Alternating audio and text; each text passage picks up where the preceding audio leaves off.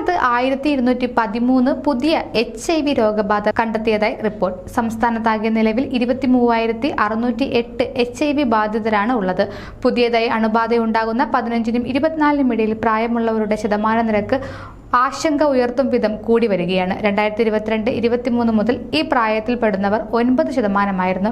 2025 April മുതൽ October മാത്രം 15.4% ഇവരുടെ നിരക്ക് വർദ്ധിച്ചത്. തൊഴിലിനും വിദ്യാഭ്യാസത്തിനുമായി മലയാളികൾ ഇതര സംസ്ഥാനങ്ങളിലേക്കും രാജ്യങ്ങളിലേക്കും കുടിയേറുന്നതും ഇതര സംസ്ഥാനങ്ങളിൽ നിന്നും ആളുകൾ വർദ്ധിച്ച തോതിൽ കേരളത്തിലേക്ക് കുടിയേറുന്നതും HIV വ്യാപന സാധ്യത കൂട്ടുന്നതായാണ് റിപ്പോർട്ടിൽ ചൂണ്ടിക്കാണിക്കുന്നത്. കഴിഞ്ഞ 3 വർഷത്തിനിടെ 4,477 പേരിലാണ് പുതിയതായി രോഗം സ്ഥിരീകരിച്ചത്. ഇതിൽ 3,393 പുരുഷന്മാരും 1,065 സ്ത്രീകളും 19 ട്രാൻസ്ജെൻഡർ വ്യക്തികളും ഉൾപ്പെടുന്നു.